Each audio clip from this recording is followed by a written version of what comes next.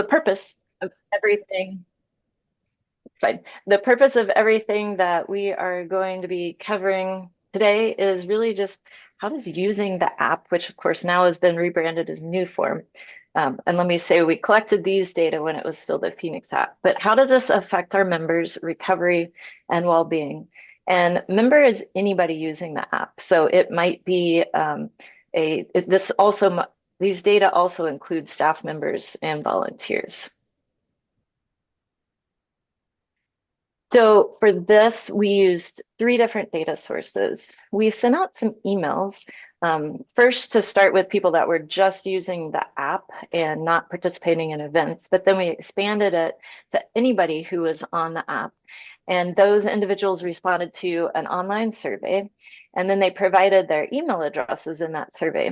And so from that, we matched them to their census data, and we also matched their app use data, which was part of the consent process for signing on to doing the survey.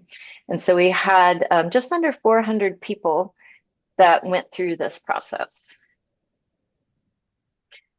So what did we find? What were some of the outcomes that we were looking at? One of the things that we really strive to do at the Phoenix is create a strong sense of psychological safety. And you can see the definition on the bottom left of the screen. But it's really about, when you feel really safe, you can take risks and try new things. Maybe you're going to try indoor rock climbing for the first time, or maybe you're going to share your story for the first time. And so if you have this strong sense of psychological safety, it helps facilitate that. And so we not only saw that people reported a high psychological safety, which is the second number on the left, but they also felt like they belonged and were part of the community. And then from some of our data, we found that people who were scored a little bit lower, they self-reported their mental health, but those individuals actually said they felt very supported and safe in the community, which was really notable. And then on the top left, you can see a quote from that one of our members shared on the survey. They found the app is a community and a place where I feel like I belong, regardless of differences. And so I am going to pass it over to Beth. Hi, everyone. Beth here. My pronouns are she, her, and I am Director of Research and Evaluation at the Phoenix. To carry on then from what Katie was saying, I think what's really important there is that's like a real testament to the community that you all are creating. So whether you're a member in there, maybe you're in a partner space within there, or maybe you're a volunteer or staff member, collectively as a whole, we are creating that environment where people feel really safe. And the impact of that leads into something that we've given the acronym CHIME. So we know that when individuals feel more connected, have a sense of hope for the future, have a positive sense of identity, so how they feel about themselves, they have meaning and purpose in life and a sense of empowerment, they are more likely to live the lives they were meant to. And what I love about this is I think regardless of where we are on our own pathways of kind of growth and transformation, these are areas that we can all benefit from and we all want in our lives. And so we kind of see this at the Phoenix, now Newform, as almost see this as like the foundation, so those pillars of growth. And if someone feels a sense of that, then they're more likely to prosper long term. So it was really positive to see that over 76 words, come on, Beth. 76% of members on the app increased their sense of chime upon kind of immediately entering the app. Ready for the next slide, Katie? And then what was really cool about that is we know that when someone has those foundations for growth, there are various areas of their lives that start to change for the better. So imagine this is like a seesaw and people start to accumulate more off certain items and less off certain items. So these are just some examples that we show here. We asked members a whole range of things, and we've just highlighted some of the ones that changed, kind of the percentage change of these were the greatest. So under health, members report taking care of their health, they report eating healthfully and exercising regularly. From a social perspective, they report planning for the future, participating in family life, and starting to volunteer. We know our volunteers are the heart of the movement and integral to what we do. And then from an economic perspective, they report gaining stable housing, they report paying their bills and getting back into kind of education and job training. And then at the other end of the seesaw, the things that we see less of includes items such as members reporting having untreated mental health problems, reporting less tobacco use, visiting the emergency room less frequently. And then on the flip side of the economic piece, we see members report having less bad debt, being unable to pay their bills and missing work and school. And then also from a social and legal perspective, less involvement with the criminal legal system. I think what's really awesome here is it's a testament that actually when people have access to resources and support, just kind of what may seem out of reach just a few months earlier, then suddenly becomes possible because of the support they have. I think it's me on the next one, Katie. So within the kind of science world, there is a concept called recovery capital. And imagine this as kind of like you've got a backpack of resources that are going to help you on your journey of growth. And some of those items that you saw on the last slide are examples of kind of building up your recovery capital. And what is really awesome within our community is we see members actually increase their recovery capital 10x more than those receiving services from other community organisations. Now, I also think it's important to call out here, this data, as Katie mentioned, was collected at a time when our partners were on the app too. So kudos to kind of how this ecosystem is really helping people above and beyond what we've traditionally seen before.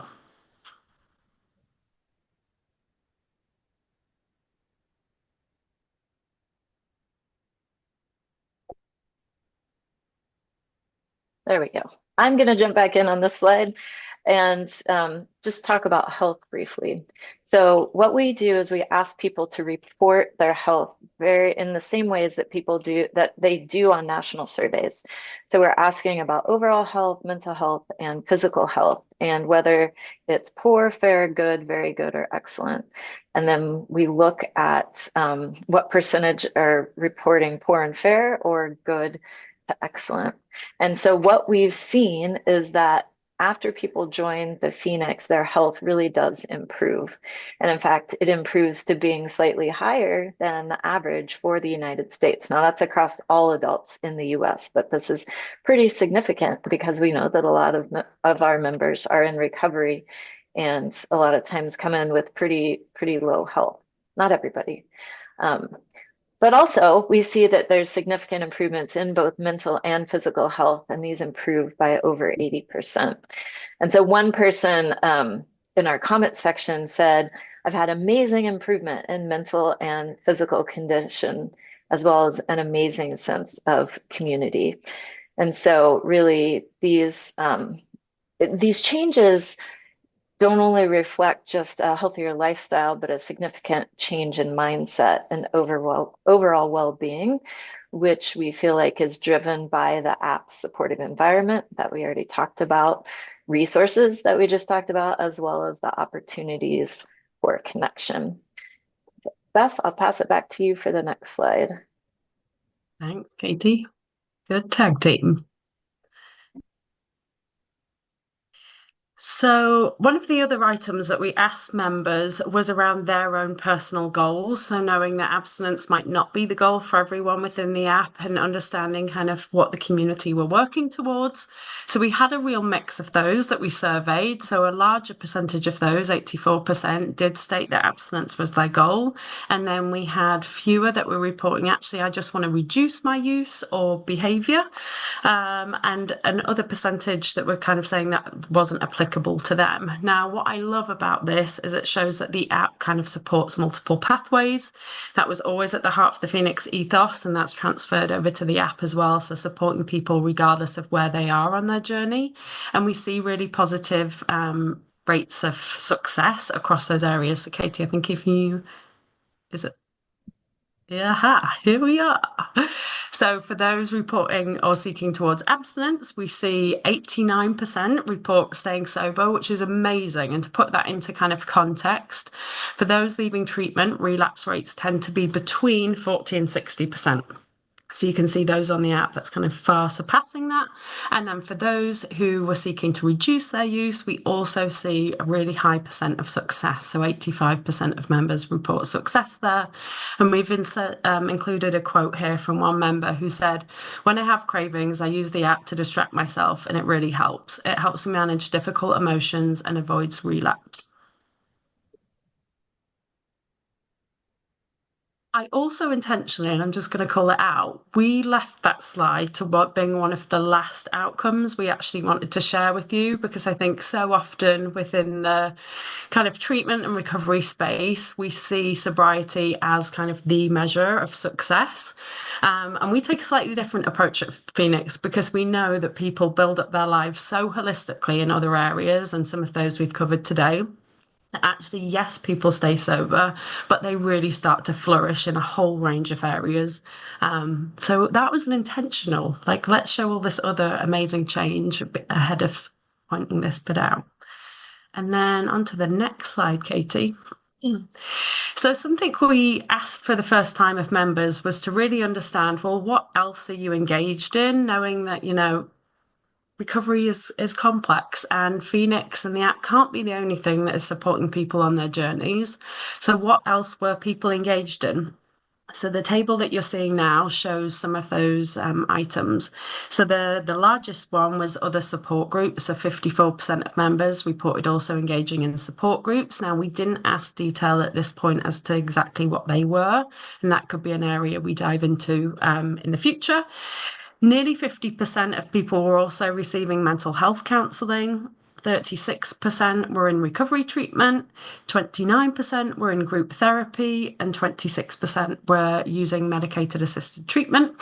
And I won't go on to list all the others, I will let you read them for yourselves. But I think what is really exciting here is, as New Form has now been launched, and we're going to hear from Sarah on the tech team in just a moment, but I think this really helps us understand what members are accessing and what they're needing on their journeys. So then we can go back into looking at what partners should be in the app and ensuring that members have access to the things that they need and are meaningful to them. And I think that for me is, yes, okay, we're doing research to understand the impact, but actually then how are we leveraging that information as well to evolve the platform in itself and to ensure that it's catered to the needs of the community. And then I think this one is me too. So just to wrap up with this quote. So one member said, "This app has been extremely helpful to me in many ways. It's helped me open up and talk more about things going on in my life, good or bad. It's made me feel like there's people that understand what I've been through, and that are also very willing to share what has happened to them. It's really inspirational to see people on the app reaching their goals." I think this goes back to something Katie said around psychological safety too, and that regardless of where people are at, if you're, in a good place or a bad place, the app is for you, and there is a community that's going to be there and lift you up regardless of what you're going through. So, a quick summary of what we've covered so far. So our research has demonstrated positive outcomes for members engaged on the platform, really reinforcing the power of community-driven and peer-driven support. So importantly, these were collected during a time when our partners had joined us on the app as well. So this really offers early evidence around the impact that integrated support and improving access to resources really does enhance the lives of our members. And I think that's all from me. I'm going to pass back over to Katie. Thank you, Beth. Very nice job. And thank you for the questions we have so far in the chat. We will definitely get to those shortly. But first, I want to share, we asked people to talk about some of the benefits that they'd received, as well as what do they see as helpful or changes that they might be interested from the app. And so then I took these and put them into different groupings or coded them, is what you would say. And so there were several comments that came about locations and activities. Here's an example of one. It's hard to tell when people are posting randomly what city or state they live in because people were interested in connecting with others who are around them in recovery. And so there were also people who were maybe asking for more activities in their locations, which our programs team is awesome and does very hard work and delivers stuff all over the United States. And we're constantly working on increasing our in-person things. But I think Sarah will talk a little bit about this in a minute. We've also tried to expand what we're able to offer through the partners that we've been bringing in on the app. Another was on desired resources. An example here, give users a way to send invites to other people in recovery via Facebook or Instagram so that they can join the Phoenix. And then an example of motivation, a lot of people talked about how the app, using the app really helped their motivation for recovery. One person mentioned when they had cravings, they used the app to distract themselves, and it really helps. They also found the app encouraging and encouraged the Phoenix to continue aspects. And then this person said, I love to tell people about this app, which personally, I do that all the time as well, which is a lot of fun. And then helpful resources, the app provides recovery tools, information like articles, meetings, events, sobriety tracker, and more. Others were grouped into kind of access, people expressing the fact that having access to free resources for recovery was really, really beneficial, particularly when they lived in places where they couldn't access a lot of those resources in person. And then there were a variety of benefits that people mentioned that they experienced through using the app. Quite a few focused on the recovery journey, such as having a clear path to follow on that journey. Others talked about being able to give back, whether it was on the app or through volunteering with the community. Another one that was pretty common was different aspects of personal growth. So this person mentioned developing coping skills. And then some of the other benefits people mentioned, the importance of kind of connecting to others in the community and knowing that they are not alone. So we have shared feedback from this survey as well as from some other analyses that Dr. Danny Valdez presented, I think a couple months ago now, on some analysis he did of app posts with our tech team. And if all of you have switched over to Newform, if you've updated your app, which hopefully you have by now, you've seen some changes that the tech team has incorporated. And so we invited Sarah Dahlia from that team to come and just share a little bit about what's next. So Sarah, I will pass it over to you. Well, thank you, Katie. Hey everyone, Sarah Dahlia here, she, her pronouns, and I'm a senior product manager on the mobile team. To start us off, we're constantly gathering feedback through member interviews and inbounds. We dig into quantitative data that we have on aggregate member behavior throughout the app. But this research that Katie and Beth conducted really beautifully helped us round out all of that around where our member needs lie and how we can continue to optimize the app further to support people using the product.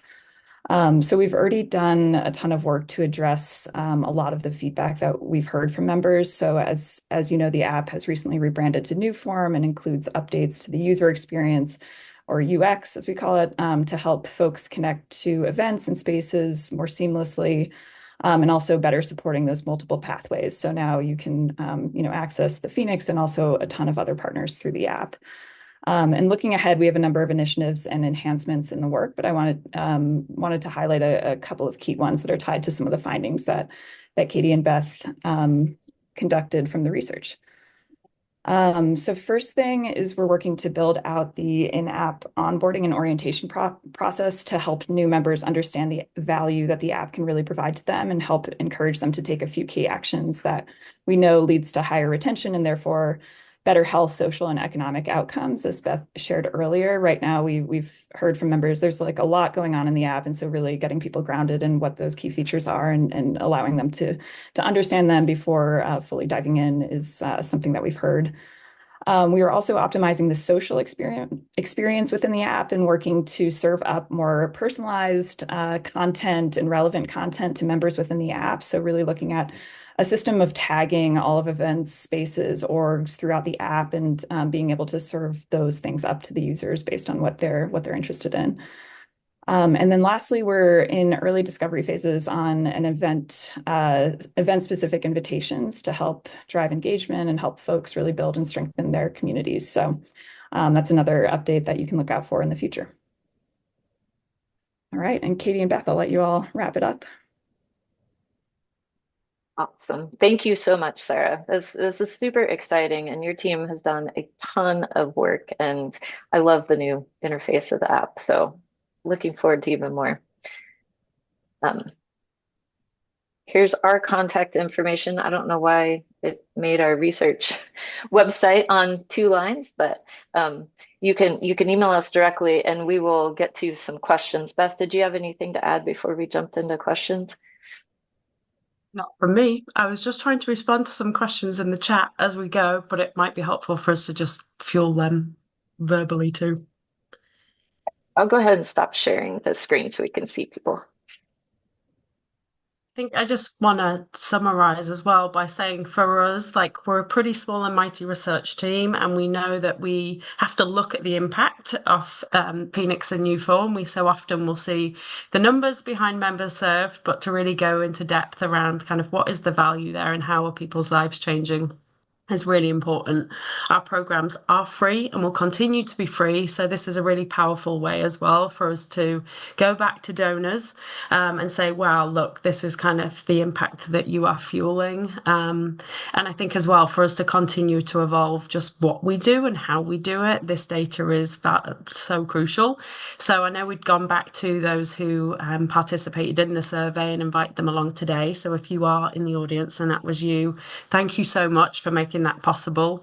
We really appreciate that, and it's something we're going to continue to do moving forward, is to really understand members' trajectories through the app. So I know there was a question in there around if we've been looking at differences between the individuals who met their behavioural goals and those that didn't, and dependent on kind of engagement trajectories in the app. That's a great question and something we're working on now. So what we're really interested in is, because we can pull people's like engagement data, so how they're engaging, what they're doing in the app, how frequently, what partners are they engaged in, and so forth, we can start to build up this really kind of sophisticated picture now of, well, what does help people when, at what point in their journeys, depending on who they are and what their experiences and needs are. And from that data as well, continue to work with the tech team to evolve kind of what we're doing and how that is served up to members. So if you are coming into the app brand new, and we know that, for example, you are a veteran and your goal is abstinence and you're based in Boston, totally making this up, that you are served kind of the resources that are going to be most valuable to you on your journey. So to really start to use this in real time. And I know there was another question from Andy saying, wondering what was surprising to you all. I have a response to that, but then I'm also going to pass over to Katie because we might have differing answers. I think one thing that struck me was how early some of the change we see happens. So I know Christy also asked a question around, did we segment based on how long people had been in the app? Great question, and we did. Now, traditionally at Phoenix, we have looked at members' outcomes after 3 months of enrolment, and we kind of challenged that here because members who had been on the app for less than a month reported significant improvements in many of those areas. So particularly with mental health, that was one thing that improves instantly. So I think it really challenged our narrative of like, wow, this change is happening much sooner than we thought. And I think that's really powerful when members are maybe coming in, reporting lower levels of mental health and are in need of support, kind of how quickly change there happens. So that's my personal answer. But Katie, I defer to you. Yeah, so I will tell you, we didn't present the data on app use here, but that was one of the things that surprised me because we did have some people who were using the on-demand videos over and over and over again. And then we had some people who sent a lot of messages to connect with other members, or we had people that were posting a lot within different spaces. And from some of the analyses that our partner Danny Valdez is doing, in fact, there'll be an abstract presented at a conference next week showing that people who post over and over again in the app tend to be very, very positive in what they promote. So they're doing a lot to help develop the community. But some of the use patterns, the variances in those were super interesting, and we're working on digging more into those as we go on. So, any other questions that have popped up? I think we're basically out of time. So we've really appreciated you joining us today and your interest in these data. We love data as researchers, so we love being able to share them with you. I've also just popped a quick link in the chat. I know we've mentioned the work of our partner Danny a couple of times today, and he ran a live session similar to this on the app a little while ago. I can't remember when, but we did upload that to YouTube. So if you're interested in learning more, that's a good one to listen to. He is awesome. But I echo Katie's comments. We're really grateful for you all joining us today. We have a space in the app called Research by Phoenix and Partners. So join us in there if you're interested in just engaging in research discussion with us, or contact us via email if you have any questions. And thank you. Enjoy the rest of your days. Thank you all.